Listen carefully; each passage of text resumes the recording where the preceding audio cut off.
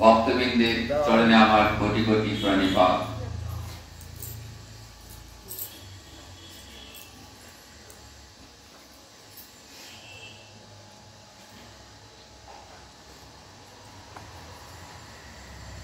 শুভ একাদশী ব্রত। আজকে যে একাদশী, সেই একাদশীর নাম হলো ষটতিলা একাদশী।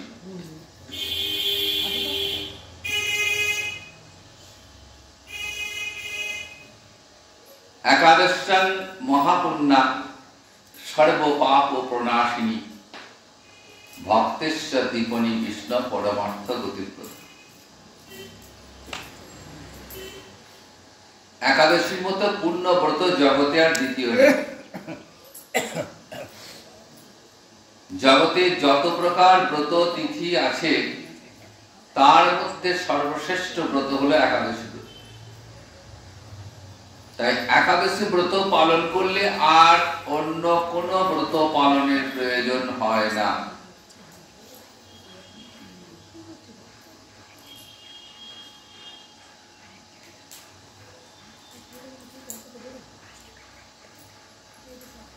একাদশী ব্রত পালন করলে কি হয়?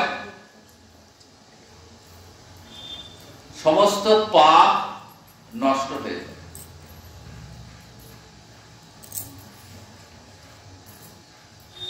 আমাদের দেহে মনে যত পাপ রয়েছে, জেনে বা না জেনে যত প্রকার পাপ ঘটে থাকে, সেই সমস্ত পাপ নষ্ট হয়ে যায় শুধুমাত্র এই একাদশী ব্রতের দ্বারা।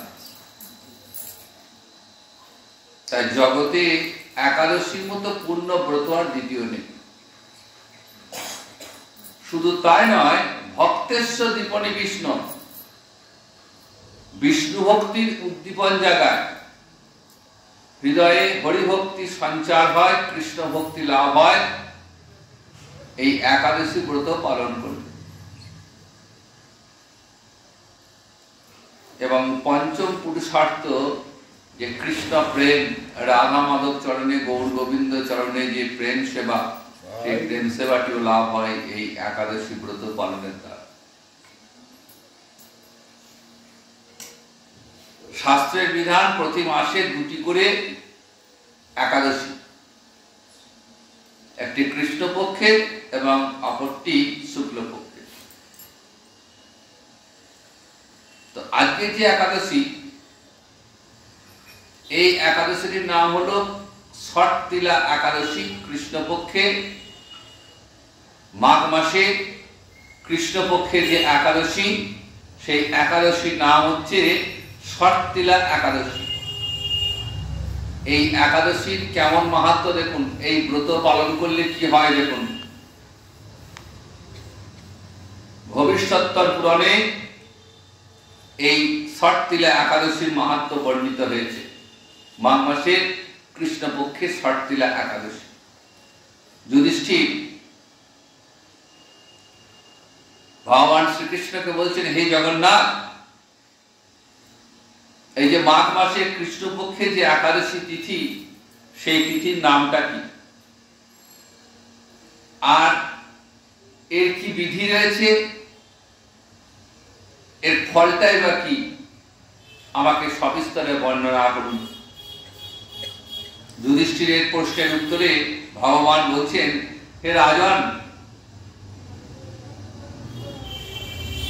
এই মাঘ মাসের কৃষ্ণপক্ষের একাদশী ষটতিলা একাদশী নামে জগতে প্রসিদ্ধ। এক সময় দালভ্য ঋষি মুনিশ্রেষ্ঠ পুলস্তকে জিজ্ঞাসা করছেন যে মর্তলোকে মানুষেরা ব্রহ্মহত্যা, গোহত্যা, অন্যের সম্পদ হরণ আদি পাপ কর্ম দ্বারা নরকে গমন করে। পাপের শেষ নেই কলি জীবের। তো তাদের এই নরক গমন থেকে কেমন করে রক্ষা করা যায়?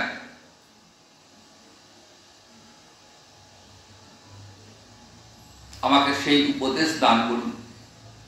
অনায়াসে সাধন করা যায় এমন কোন কাজের মাধ্যমে যদি এই পাপ থেকে উদ্ধারের কোন উপায় থাকে তাহলে তা বলুন। তখন পুলস্ত ঋষি বলছেন, হে মহাভাগ,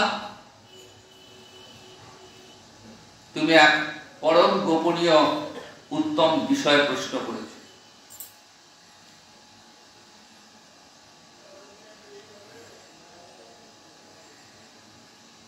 মানুষ জেনে বা না জেনে বহু রকমের পাপ কাজ করে থাকে, জঘন্য থেকে জঘন্যতম পাপ কাজ করে। ব্রহ্মহত্যা, নরহত্যা, গোহত্যা, অপরের সম্পদ হরণ, নানাবিধ পাপ কর্ম। তো সেই পাপ থেকে মুক্তির উপায় বলছেন মাঘ মাসে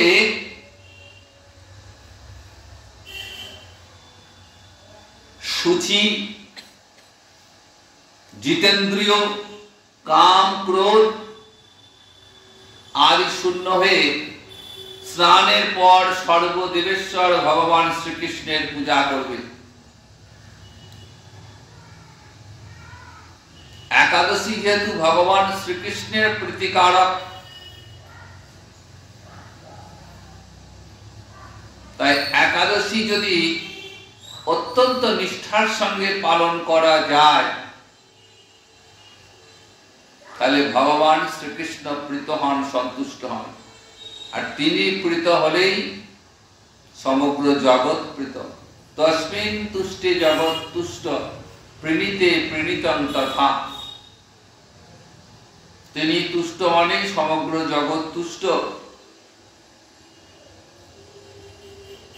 তার সেবা করলে, তার অর্চনা করলে সমস্ত দেব দেবীর পূজা অর্চনা হয়ে যায়।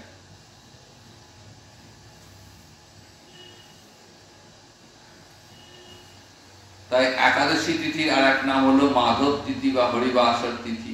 অর্থাৎ আজকের দিনে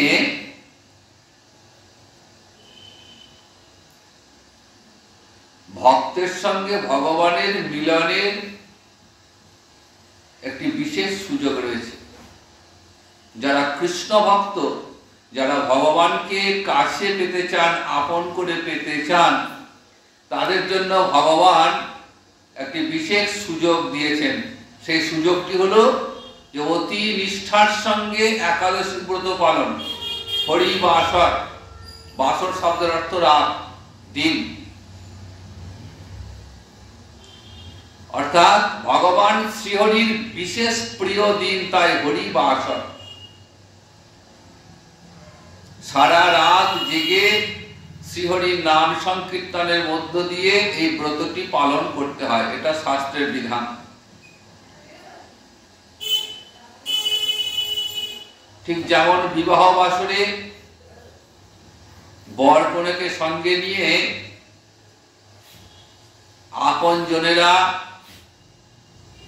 রঙ্গরসিকতা করতে করতে রাতটা অতিবাহিত করে, ঠিক সেরকম এই একাদশী ব্রতটি ভগবান শ্রীহরির নাম স্মরণ করতে করতে, নাম কীর্তন করতে করতে রাত্রি অতিবাহিত করতে, রাত্রি জাগরণ।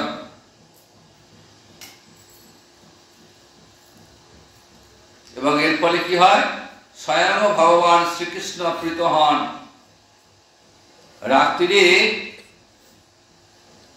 অর্চনান্তে হোম করতে হবে।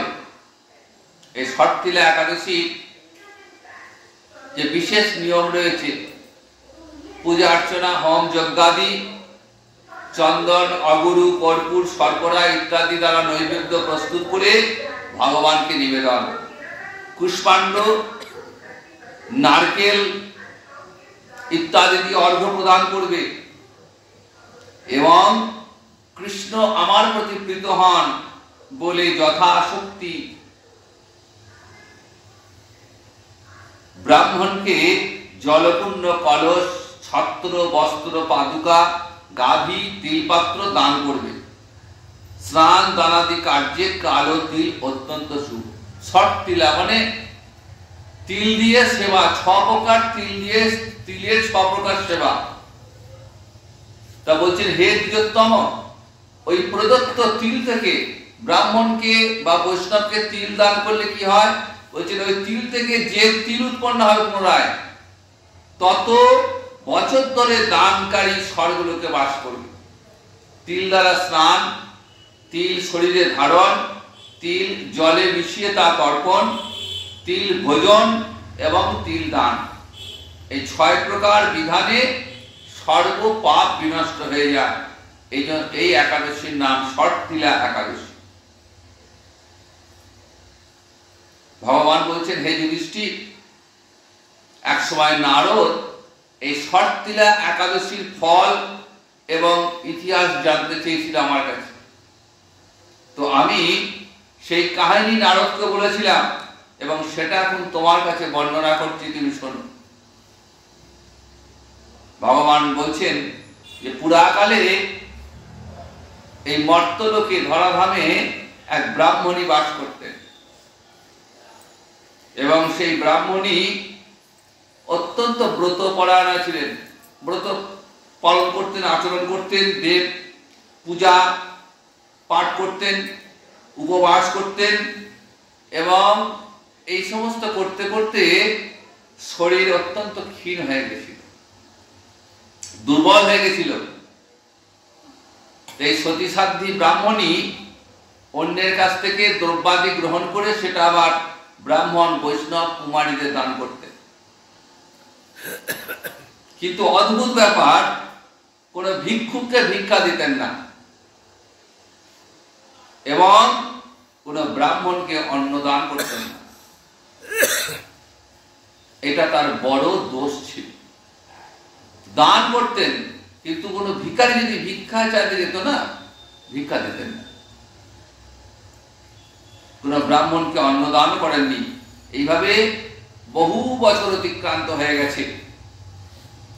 তো ভগবান বলছেন যে আমি চিন্তা করলাম যে এই ব্রাহ্মণী তো বিভিন্ন ব্রত পালন করেছে, অনেক কষ্ট পালন করেছে, আস্তে আস্তে শরীরটা শুকিয়ে যাচ্ছে, কিন্তু সে কখনো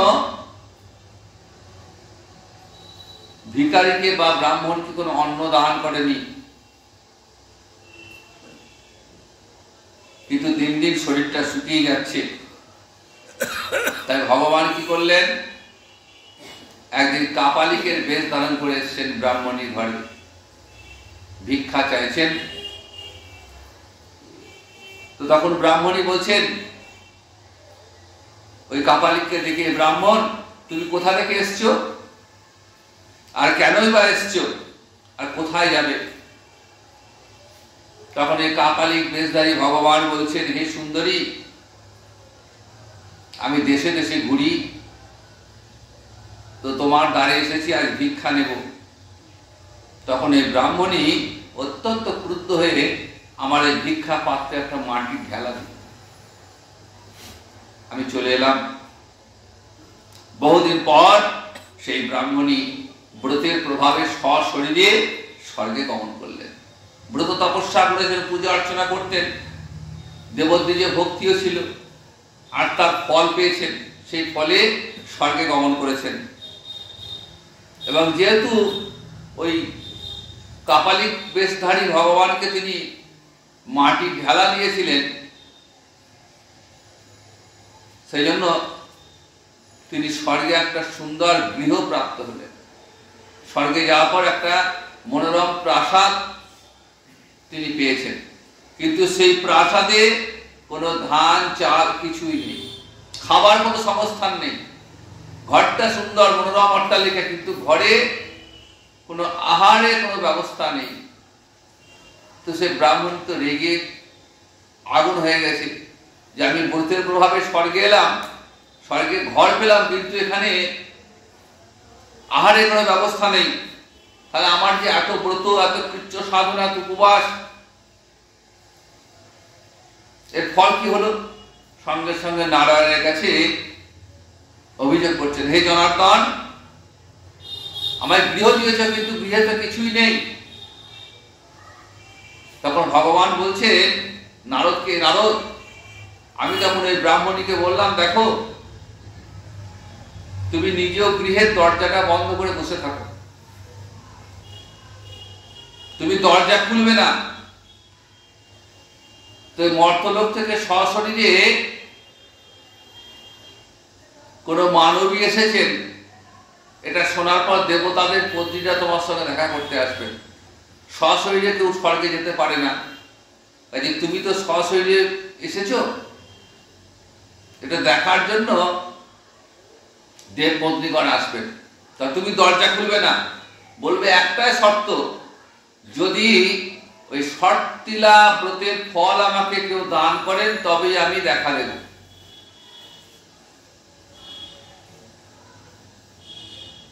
তখন দেবপত্নীর মধ্যে একজন ছিলেন, তিনি বললেন ঠিক আছে, শর্তিলা ব্রতের ফল আমি দান করছি, আপনি দরজা খুলে বেরিয়ে আসুন। এবং এই ব্রাহ্মণী যখন দরজা খুলে বেরিয়ে এলো, সেই শর্তিলা ব্রতের ফল এই ব্রাহ্মণীকে দান করলো, এবং তার ফলে সেই ব্রাহ্মণী আবার দিব্যকান্তি বিশিষ্টা, ক্ষীণা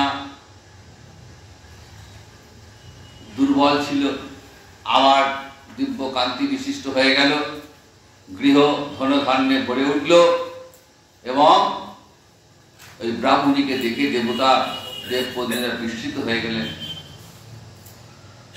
ভগবান বলছেন, নারদ, অতিরিক্ত বিষয় বাসনা করা একদম উচিত না, বৃত্ত স্বার্থ অকর্তব্য। ওই জন্যে গৃহের দ্বারে কেউ এসে দাঁড়ালে, ভিক্ষা প্রার্থনা করলে কাউকে ফিরিয়ে দেওয়া উচিত না। কে কখন কি বেশে আসে আমরা জানতে পারি না। যতটা সম্ভব, যতটা সাধ্য, আমার যতটা সাধ্য সেই মতো গৃহে যিনি আসবেন তাকে সেইভাবে সাহায্য করা উচিত। তো দেখুন,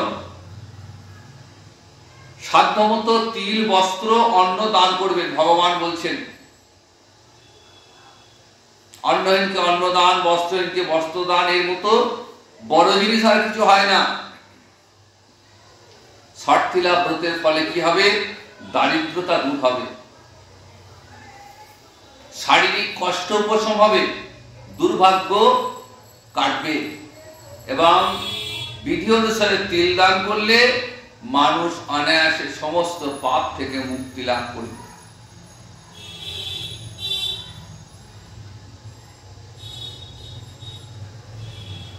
সুতরাং এই শর্তিলা একাদশী ব্রতের মাহাত্ম্য শ্রবণ করলে এবং বিধি অনুসারে তা পালন করলে হরিভক্তি লাভ তো হবেই, তার সঙ্গে গৃহে সুখ সমৃদ্ধি বিরাজ করবে। তাই একাদশী বড় পুণ্য তিথি, এবং একাদশী পালন করলে হরিভক্তি লাভ যেমন হয়, তেমনি দেহে মনের সমস্ত পাপ হরিভক্তি লাভের সাথে সাথে সেই পাপগুলো দূরীভূত হয়ে যাবে। কারণ হৃদয়ে যখন হরিভক্তি সঞ্চার হবে, কৃষ্ণ ভজনের বাসনা যখন হৃদয়ে জাগ্রত হবে, তখন আর কোনো অন্যায় কাজ, পাপ কাজ করতে রুচি আসবে না।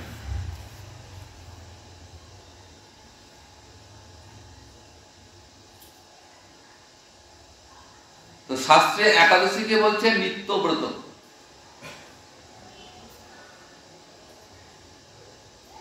ব্রত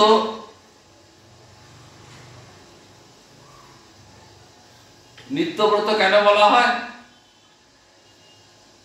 নিত্যব্রতের 4টে লক্ষণ রয়েছে, যেটা দেখে বোঝা যাবে ব্রতটি নিত্য কিনা। যে ব্রতটি পালন করলে ভগবান শ্রীকৃষ্ণ প্রীত হবেন, সন্তুষ্ট হবেন। সুতরাং ভগবান শ্রীহরি সন্তুষ্ট হবেন, প্রীত হবেন এমন যে কোনো ব্রত উপবাস সেটা নিত্য ব্রত বলে ধরা হয়। নিত্যব্রতের আরেকটি লক্ষণ কি?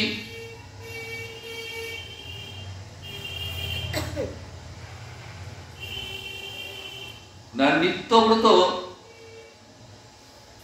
কোনো অবস্থাতেই পরিত্যক্ত হবে না।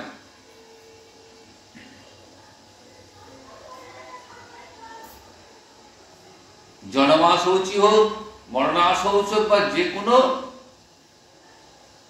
অশৌচ হোক, ব্রত কিন্তু কখনো পরিত্যাগ করা যাবে না। একবার ব্রত উপবাস শুরু করলে সেই ব্রত ভঙ্গ করা যায় না, নিত্যব্রত ভঙ্গ করা যায় না। এবং একাদশীর দিন অন্নাদি পঞ্চশস্য ভক্ষণ নিষিদ্ধ, এটা নিত্যব্রতের একটা। একাদশীতে পঞ্চাদি অন্নশস্য ভক্ষণ নিষিদ্ধ।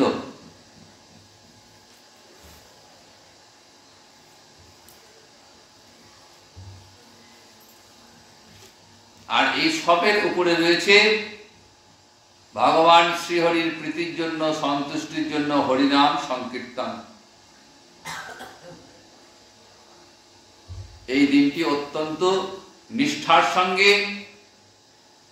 ভগবানের সেবা, পূজা, অর্চনা ইত্যাদির পাশাপাশি হরিনাম সংকীর্তন। কারণ হরিনামে ভগবান প্রীত হন, সন্তুষ্ট হন। যেখানে হরিনাম হয় সেখানে স্বয়ং ভগবান শ্রীহরি বিরাজিত হন।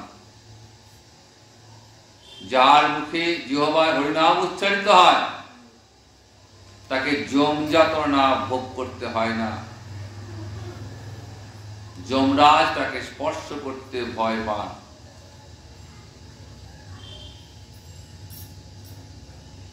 সুতরাং হরিভক্তির উপরে আর কোনো সাধন নেই। হরিভক্তি হলো শ্রেষ্ঠ সাধন। ভক্তি পথে পৌঁছানোর লক্ষ্যে একমাত্র হরিভক্তি যেন আমাদের সকলের লক্ষ্য হয়। আজ পূর্ণ একাদশী ব্রত, সেই একাদশী ব্রততে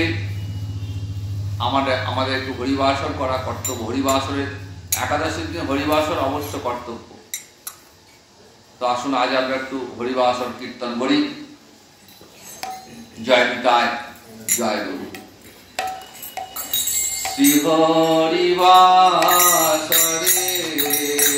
হরি কীর্তন বিধান।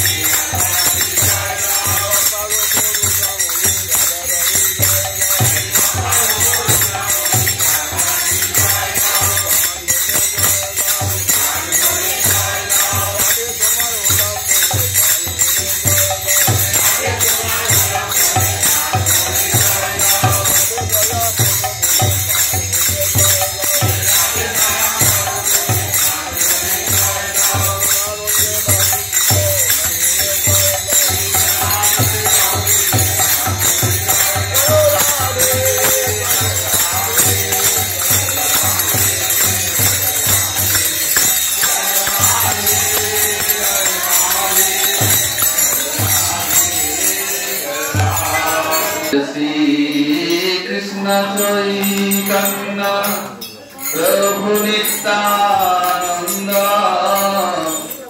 श्री अद्वैत गदाधर शिवासादि गौर भक्तवृंदा